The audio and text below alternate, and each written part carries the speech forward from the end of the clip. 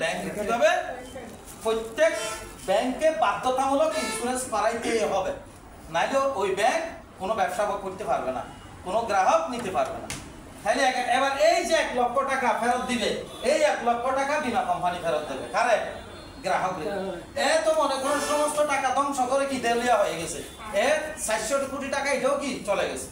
তাহলে গ্রাহক 50 জন গ্রাহককে কোত্থেকে দিবে? এখানে 50 লক্ষ গ্রাহক ধরে, এই 50 লক্ষ গ্রাহককে বা 50 জন গ্রাহককে 1 লক্ষ টাকা করে দিবে যে বীমা কোম্পানি থেকে দিবে। ওই যে বীমা কোম্পানির সাথে প্রথমে চুক্তি করছিল কি, আমার ব্যাংকটা চালু করবো, আমার ব্যাংকের নামে বীমা করার, ব্যাংকের নামে বীমা করা ছিল যে ওই বীমার অনুকূলে প্রত্যেক গ্রাহককে 1 লক্ষ টাকা করে কে দেবে? ইন্স্যুরেন্স কোম্পানি দেবে। কে দিবে? এখন ব্যাংকের দায়িত্ব কে নিছে? বীমা কোম্পানি। ব্যাংকের গ্রাহকের দায়িত্ব কে নিছে? এবার আসেন বীমা কোম্পানি।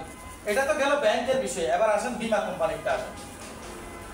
এখন বীমাও তো সেম 400 কোটি টাকা জামানত দিয়ে অনুমোদন নিছিল, তাই না?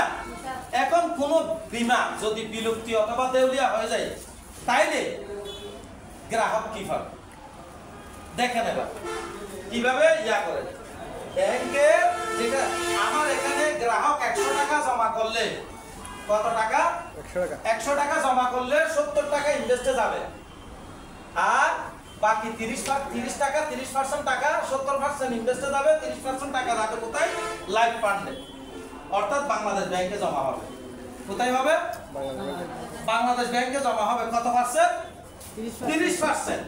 এখন আজকে ন্যাশনাল লাইফের লাইফ ফান্ড কত? 6519 কোটি না 6219 কোটি।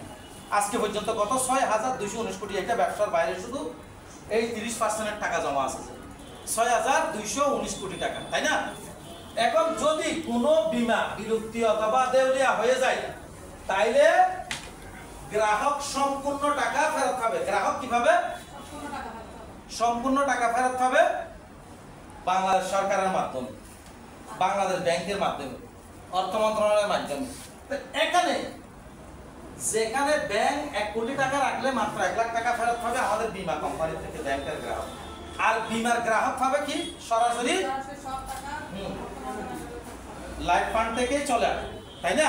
তাইলে এখন গ্রাহক যারা আছে এরা যদি সঠিক তথ্যটা বুঝে, ব্যাংক এবং বীমার মধ্যে যদি পার্থক্যটা বুঝে, যে ব্যাংকের টাকা যা রাখতেছি তা বীমা বিরুদ্ধ, মানে বীমা করা আছে, বীমা কোম্পানি থেকে 1 লাখ টাকা পাবো, 1 কোটি টাকা হোক, 10 কোটি টাকা হোক, 100 কোটি টাকা, তাই না?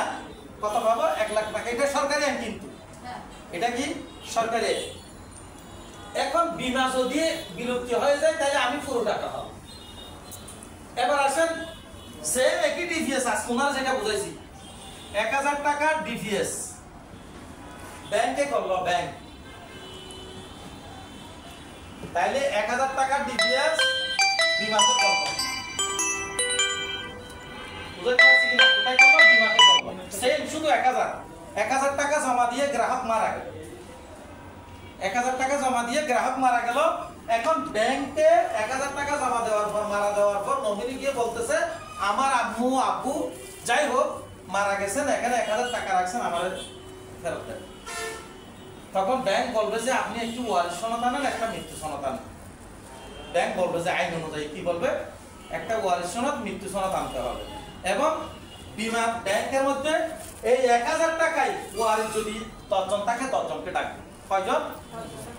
10 জন থাকলে 10 জনকে ডাকবে, এই 1000 টাকা ভাগ করবে। এটা হচ্ছে ব্যাংকের আইন।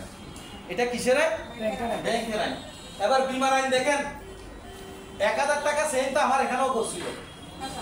তো এই গ্রাহকটা মারা যাওয়ার পর যখন নমিনি আমার কাছে আসলো যে স্যার আমার এখানে 1000 টাকা রাখছিল, আমার আম্মু মারা গেছেন, এখন আপনি আমার টাকাটা ফেরত দেন। তা আমি বই দেখে বললাম যে আপনি তো ভাবেন যে 1,20,000, ওখানে কত হয়েছে? 1000 ফেরত পাইছি, বা 10 টাকা এখান থেকে হয়তো সার্ভিস চার্জ কাটতে পারে, আমি 1000ই ধরলাম। এখানে কত? 1,20,000। এখানে কত? 1,20,000। বিমাতে কত? 1,20,000। প্রথমেই বলছিলাম, আপনারা ভুলে যাচ্ছেন যে ব্যাংক এবং বীমা উভয়টা কি সরকারি আর্থিক প্রতিষ্ঠান। এটা একটা ডান হাত একটা বাম হাত সরকারের, তাই না? একটা সরকারের বাম হাত, একটা সরকার, মানে অর্থনীতির একটা ডান হাত একটা বাম হাত। বুঝাতে পারছি কিনা? তাইলে ব্যাংকের কিছু সিস্টেম আলাদা, ব্যাংকের বীমার কিছু সিস্টেম আলাদা। টাকা মারা যাওয়ার পর যখন নমিনি আসে, আমি যদি বলি 1,20,000 পাবে, তখন সে আমারও বলবে আমার 1,20,000 টাকা পাবো, তাহলে দেন, বলবে না? আমি বলবো যে একটু ধৈর্য ধরেন, কিনলে এখানে কিছু কাগজপত্র চাইবে। ব্যাংকে কি চাইছিল? ওয়ারিশ সনদ, মৃত্যু সনদ। এখানে এক্সট্রা কিছু জিনিস চাইবে। কি চাইবে দেখেন, ওয়ারিশ সনদ, মৃত্যু সনদ তো চাইবেই, পাশাপাশি কি আছে, আপনার এলাকার মেম্বার, 2জন গণ্যমান্য ব্যক্তি কি লাগবে, সার্টিফিকেট লাগবে, পাশাপাশি ইমাম সাহেব যিনি জানাজা পড়াইছেন তিনার কি একটা সুপারিশ লাগবে। তিনার